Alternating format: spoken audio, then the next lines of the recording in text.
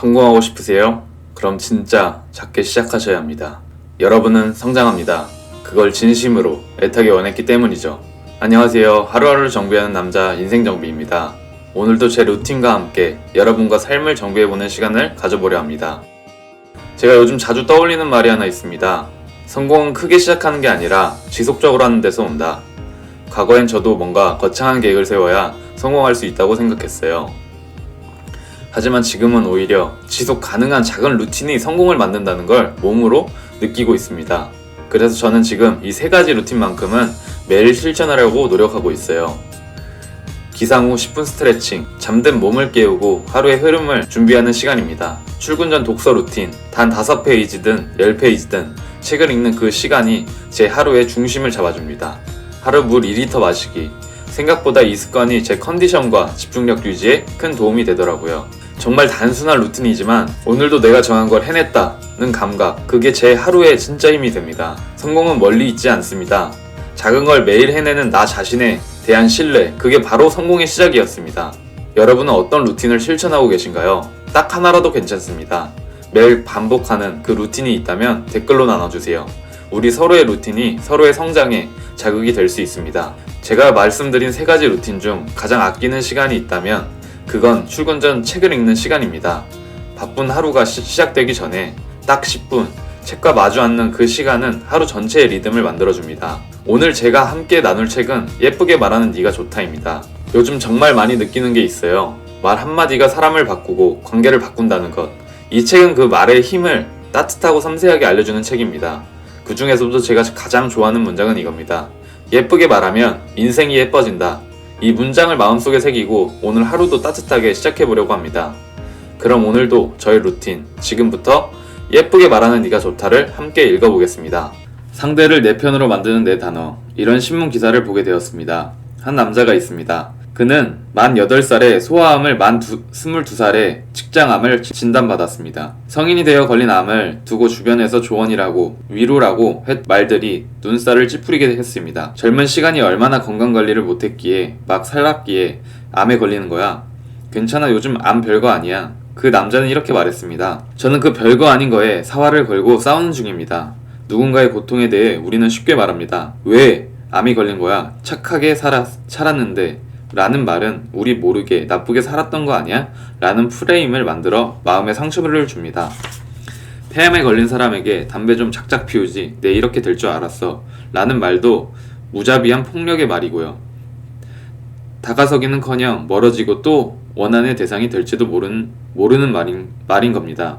우리가 상대하는 타인, 즉 나와 다른 누군가는 개인입니다. 그들은 우리의 보살핌의 대상이어야 합니다. 실제로 개인이라는 말의 영어 individual의 영어가 약해요. 어원도 집단의 반대 개념으로서의 개인이 아니라 사회와 분리할 수 없는 존재라는 의미에서 나온 말이라고 하네요. 타인을 위한 말하기, 사랑과 공존의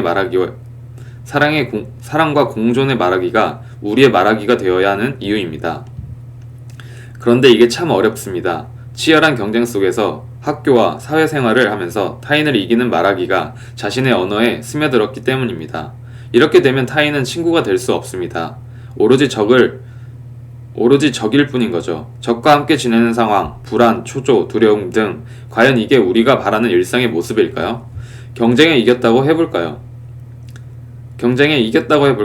그러면 우리는 이제 행복해진 걸까요? 승리자는 과연 무조건의 행복만이 있을까요? 열심히 노력해서 얻은 성취만이 그 기쁨을 나눌 사람이 없다면 과연 행복을 느낄 수 있을까요? 아닐 겁니다. 타인보다 우월함을 내보이는 성취, 공동체 정신이나 사회적 관심이 배제된 성취는 우리에게 근본적인 기쁨을 주지 못합니다.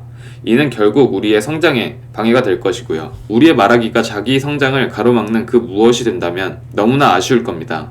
물론 현재의 교육 체제가 협동보다는 경쟁을 위해 더 많은 준비가 필요하며 경쟁을 위한 훈련이 최소 십수십 년 계속된다는 비극을 지금 당장 어찌할 수 없다는 건 인정합니다. 하지만 그렇다고 해서 우리 인간에게 주어진 자기를 자제하고 상대방을 위해 말을 건네는 능력을 무시할 이유는 없습니다. 상대를 알아채는 능력, 상대가 바라는 것에 관심 기울이는 역량, 우리가 나와 다른 누군가에게 한 걸음 더 다가서기 위해 절대적으로 필요한 요소입니다. 타인을 굴복시키는 것은 경쟁에 져서 낙오되어 포기하는 것 못지않은 불행이라는 점을 기억해야 합니다. 상대방으로부터 필요한 것을 뺏고 나면 끝나는 대화가 아니라 원하는 걸 얻기 위해서라도 더욱 겸손한 말하기가 필요합니다.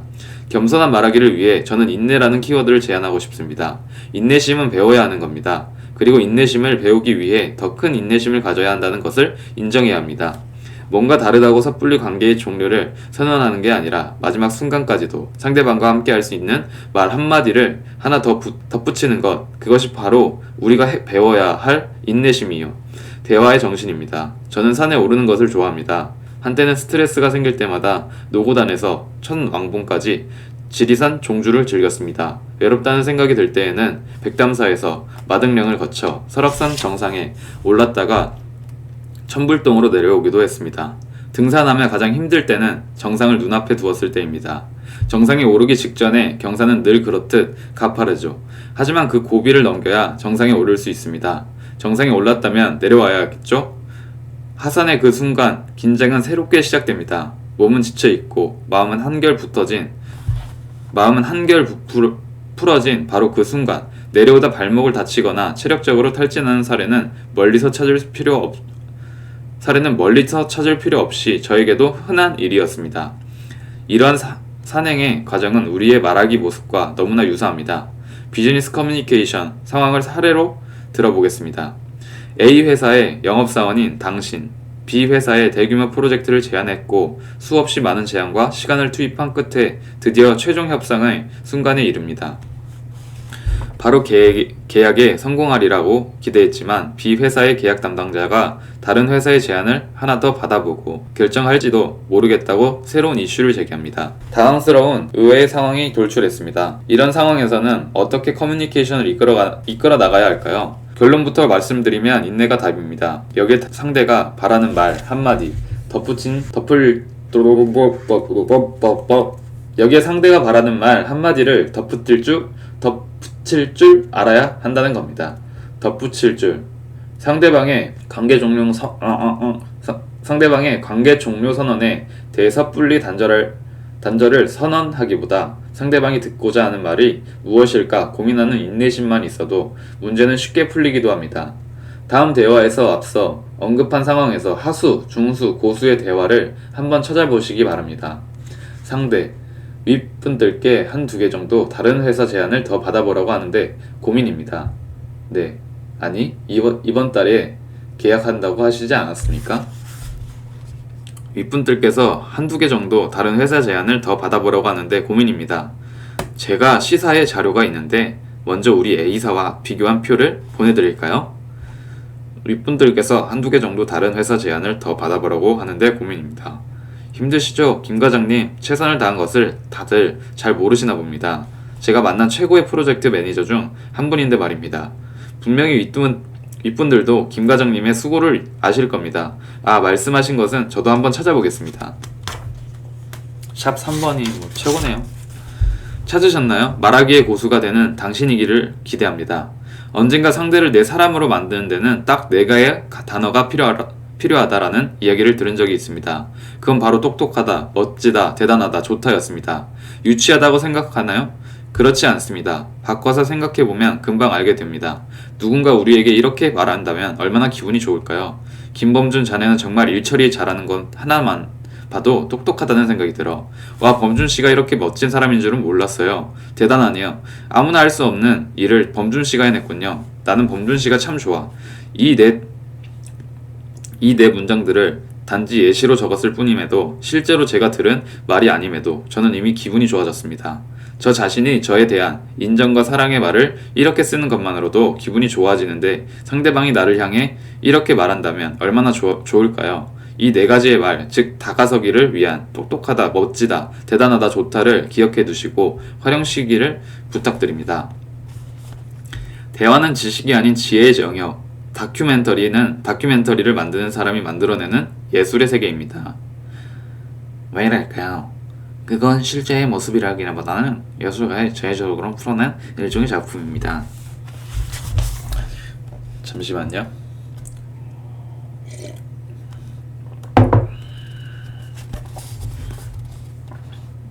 하지만 우리의 대화에 다큐멘터리 요소를 넣어서는 곤란합니다.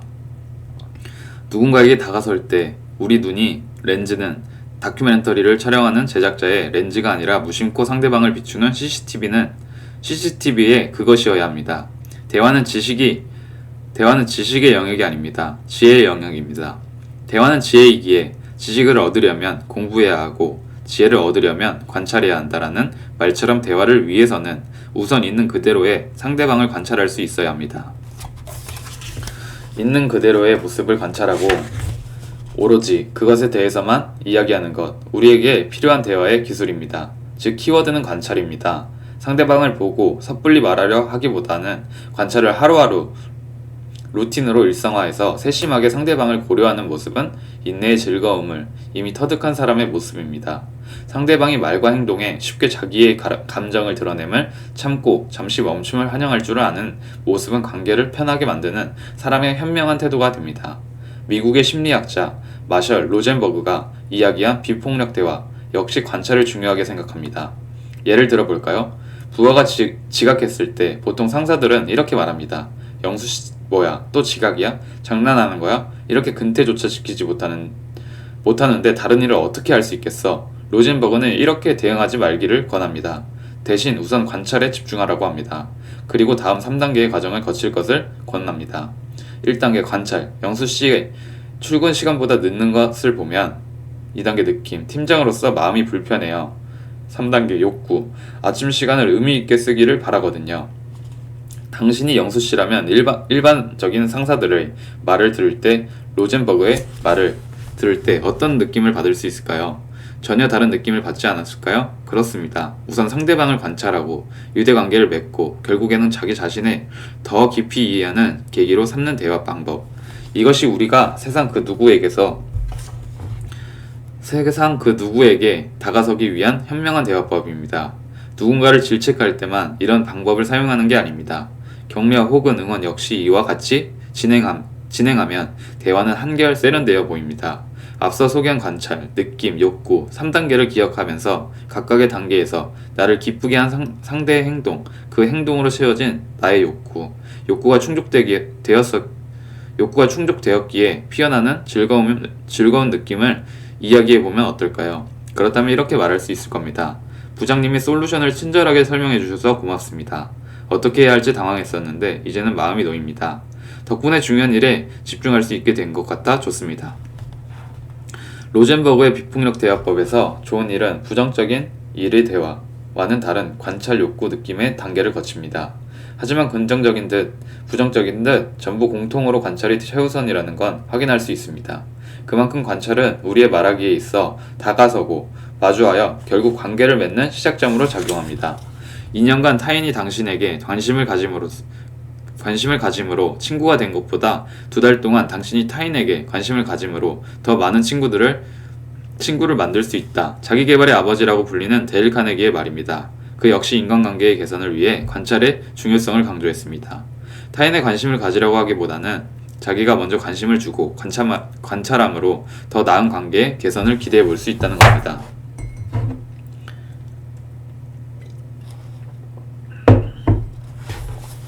영화 보이우드를 보셨어요? 영화 그 자체로도 아름답습니다만 특히 마지막 장면 대사로 유명합니다.